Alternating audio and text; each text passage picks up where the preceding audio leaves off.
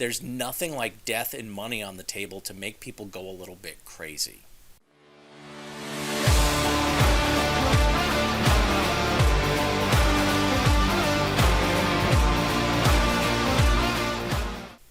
Hi, Jeff Marsachi, the Plain English Attorney, and welcome to the video. And today we're going to talk about a common question in a either primary or contingency way.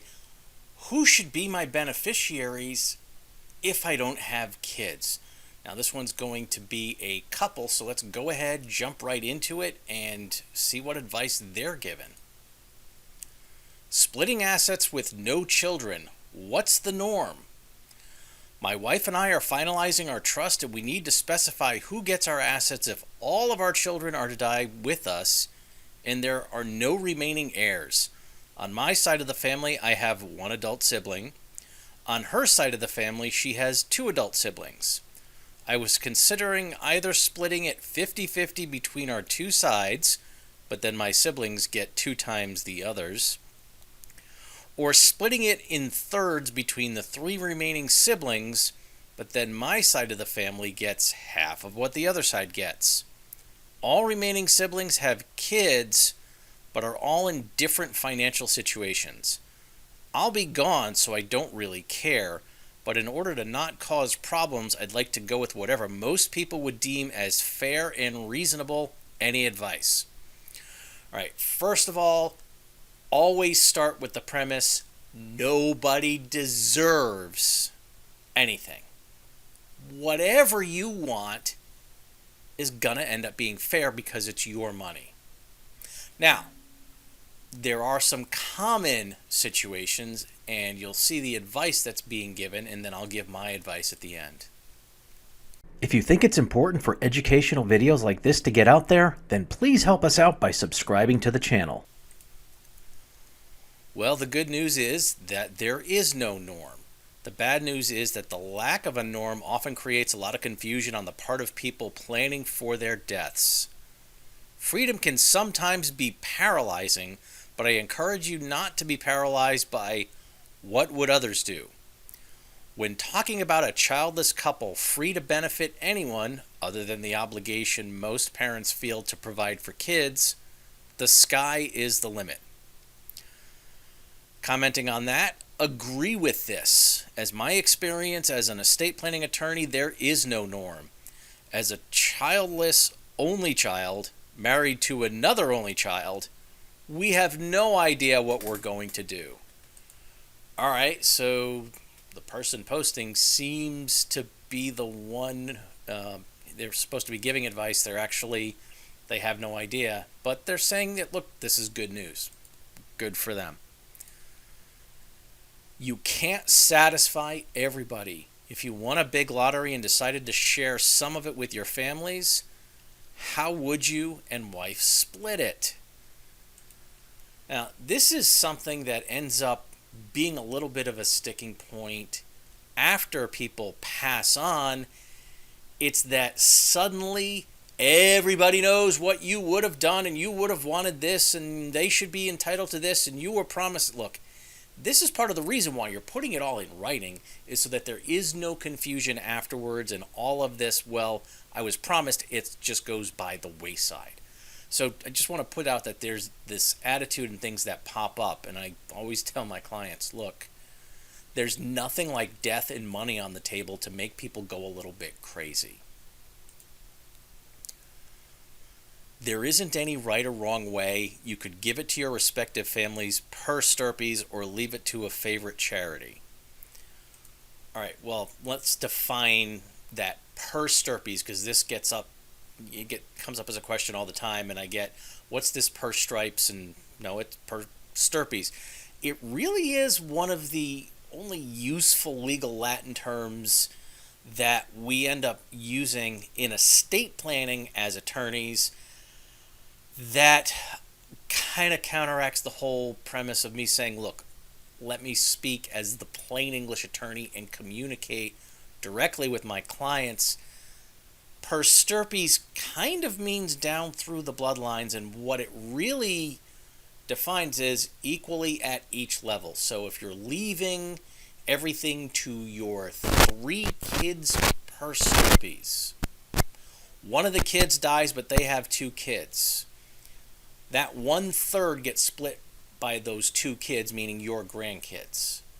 So all of that is encompassed in that per stirpes, as well as other contingencies down the line with that.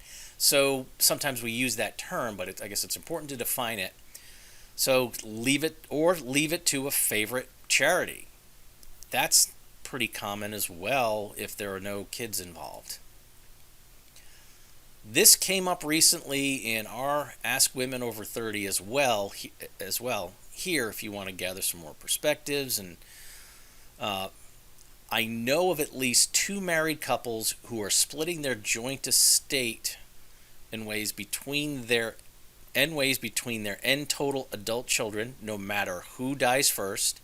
So a married couple splitting 3 ways among 3 total siblings is probably not far from the norm.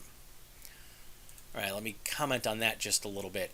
It actually is uncommon the more the siblings are weighted towards one side. I've got 5 siblings on my side, but my wife only has 1. Splitting that 6 ways might end up creating some trouble because one side of the family is getting a small fraction of what the other, quote, side of the family is. When you got 2 and 3, well, okay, that's not that outrageous. If you had 2 on one side, 3 on the other, still even less so. But when you have a whole bunch of siblings on one side but not on another, that's when it can cause some problems. But like I said, there's no one right answer. Go with whatever you want. If you don't want siblings fighting over it, give it all to charity.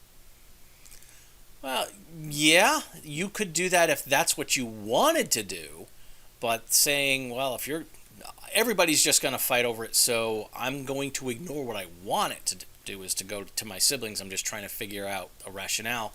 Let's just give it all to charity and to heck with the sibling. Well, no. Look, if you don't have a great relationship or you don't care to give it to them or they don't need it, well, the charity might be the best route, but pick what you want, and not just because somebody may fight over it. You're entitled to 50%, so that's what you should give to your family. What if you had 6 kids? Seems 50-50 is the logical way, in my opinion. All right.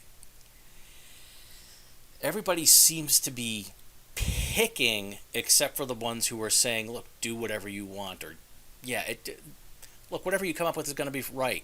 And that really is the correct answer, but here's what a lot of my clients do. I don't typically see